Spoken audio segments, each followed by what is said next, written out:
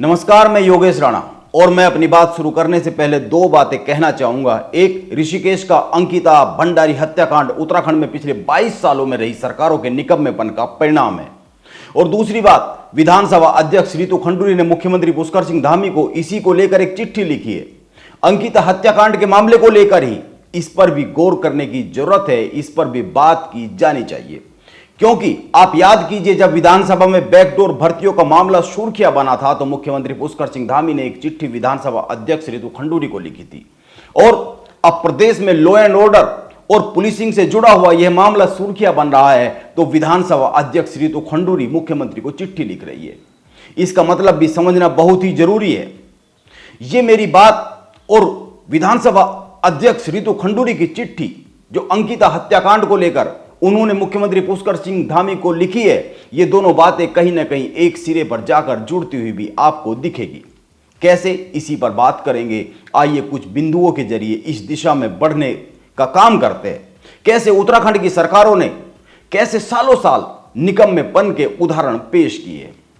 बात को अंकिता हत्याकांड से ही शुरू करते हैं। आप एक बात पर गौर कीजिए, अंकिता भंडारी 18 सितंबर को लापता हुई।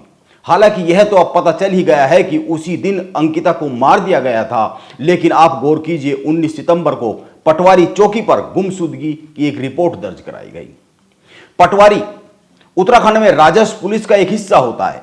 राजस्व पुलिस पर विस्तार से बात की जानी चाहिए, इस पर बात करेंगे। लेकिन यह ध्यान में रखना चाहिए कि 22 सितंबर को इस मामले की जांच रेगुलर पुलिस को सौंपी गई और इसके बाद कुछ ही घंटों में अंकिता की हत्या के आरोपी पुलिस की गिरफ्त में आ गए।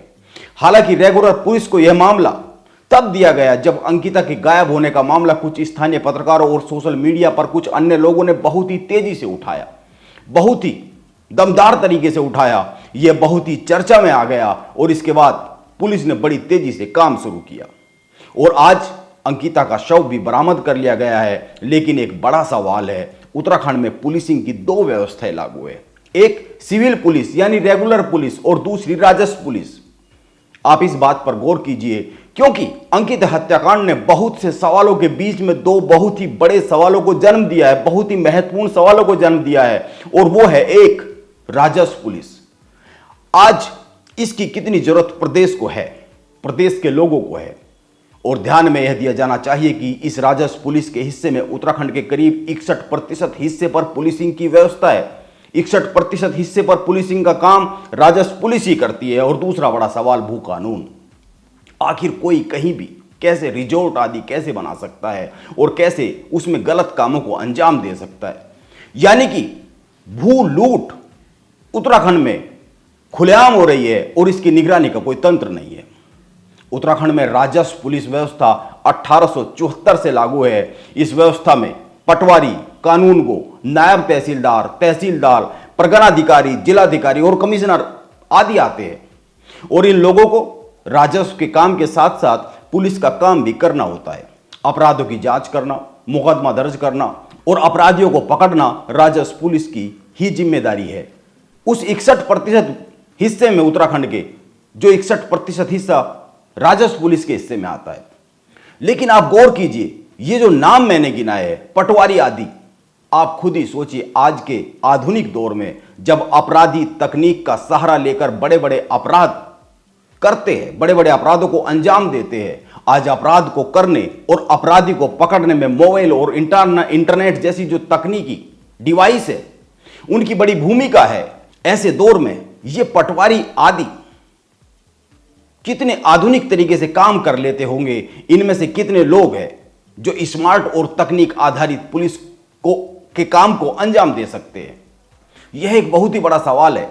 अंकिता मामले में यही हुआ है। कई दिन तक यह तलाशने का काम तक नहीं किया गया कि आखिर अंकिता गई कहां, वो किधर गई, किसके साथ गई, किस दिशा में गई। जिन लोगों ने अंकिता को मौत के घाट उतारा उन्हीं लोगों ने पटवारी चौकी में तहरीर दी। यानी यह तक चेक करने का काम नहीं किया गया कि आखिर इस तहरीर की हकीकत क्या है।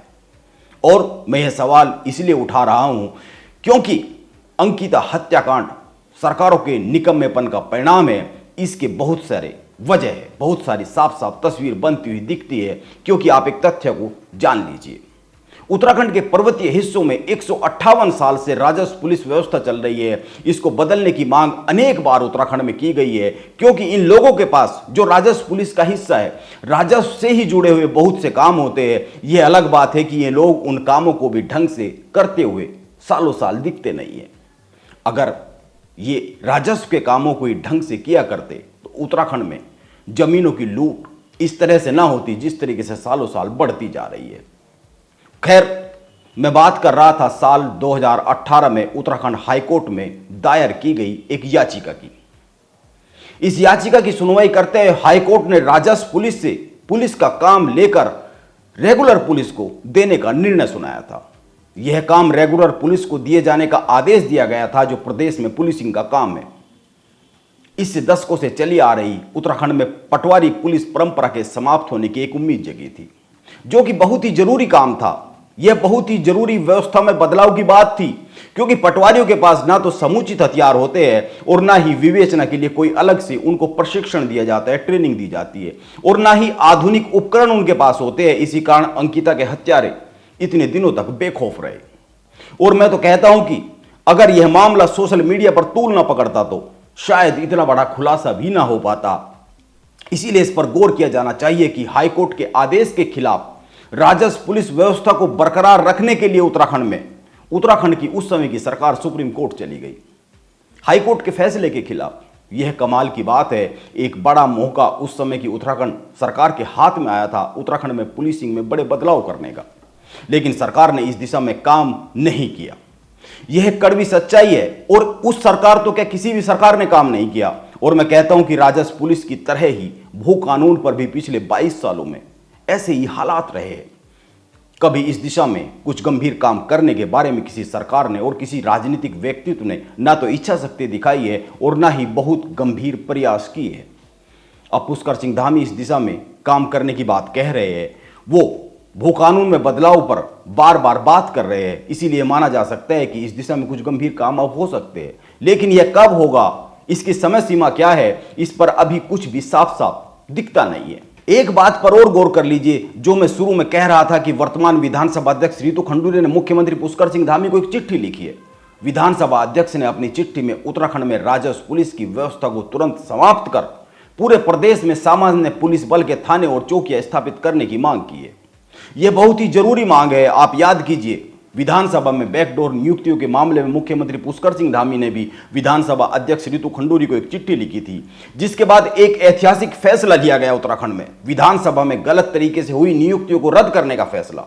इसीलिए क्या अब यह माना जाए कि रितु खंडूरी की चिट्ठी पर उत्तराखंड में राजस्व पुलिस सिस्टम को समाप्त करने की दिशा में कोई फैसला लिया जा सकता है? क्या मुख्यमंत्री पुष्कर सिंह धामी इस दिशा में बढ़ते हुए दिख रहे? क्या भीतर खाने कोई फैसले की दिशा में कदम बढ़ते हुए दिख रहे? यह एक सवाल है। लेकिन इसके साथ ही यह भी गौर करने वाली बात है कि अंकिता हत्याकांड के बाद तमाम बातें हो रही है, लेकिन रितु खंडूरी के अलावा कोई नेता, भले ही वो भाजपा का हो या कांग्रेस का हो, यह सवाल पुरजोर तरीके से उठाता हुआ नहीं दिख रहा है कि उत्तराखंड में पुलिसिंग में सुधार कब होगा, राजस्व पुलिस व्यवस्था को खत्म कब किया जाएगा, इसकी जरूरत कितनी रह गई है अब मौजूदा दौर में, और भू कानून में सुधार कब होगा, यह कितना जरूरी हो गया है मौजूदा दौर में, ताकि कोई और अंकिता इन अव्यवस्थाओं की भेंट ना चढ़ सके। यह ठीक है कि मौजूदा सरकार ने बड़ी तेजी दिखाते हुए रिजॉर्ट के मालिक जो भाजपा नेता है और अंकिता हत्याकांड में उनके बेटे जो आरोपी है, दोनों को पार्टी से निष्कासित कर दिया है। इन लोगों के रिजॉर्ट को भी तोड़ दिया गया है, उस पर बुलडोजर चल गया है, और सरकार जिस तरीके से गंभीरता और तेजी से काम करती हुई दिख रही है, यह माना जाना चाहिए कि और भी बहुत सख्त कार्रवाई होगी। लेकिन यह भी एक सच है कि उत्तराखंड में सालों से चली आ रही बहुत सी व्यवस्थाएं ऐसी है जिनकी समीक्षा करने की आज जरूरत आन पड़ी है, क्योंकि कुछ ताकतवर लोग, कुछ अपराधी किस्म के लोग इन व्यवस्थाओं को अपने लिए इस्तेमाल करते हैं। यह साफ साफ दिखता है। इस दिशा में मौजूदा भाजपा की सरकार को बड़ी तेजी से सोचने की जरूरत है, और यह माना जाना चाहिए कि जैसे अधीनस्थ सेवा चयन आयोग की भर्ती परीक्षाओं में घपले के मामले हो, और उसके बाद अभी विधानसभा में बैकडोर भर्तियों को रद्द करने का मामला हो, और भी कई सारे मामले जो 2-3 महीनों में बड़े चर्चा में हैं, जिस पर सरकार तेजी से काम करती हुई दिखती है। सरकार उत्तराखंड की शक्ति दिखाती हुई दिखती है। इसीलिए यह माना जाना चाहिए कि इस तरह से एक सख्त भू कानून और राजस्व पुलिस व्यवस्था को समाप्त करने की दिशा में भी जल्दी कदम उठाया जा सकता है।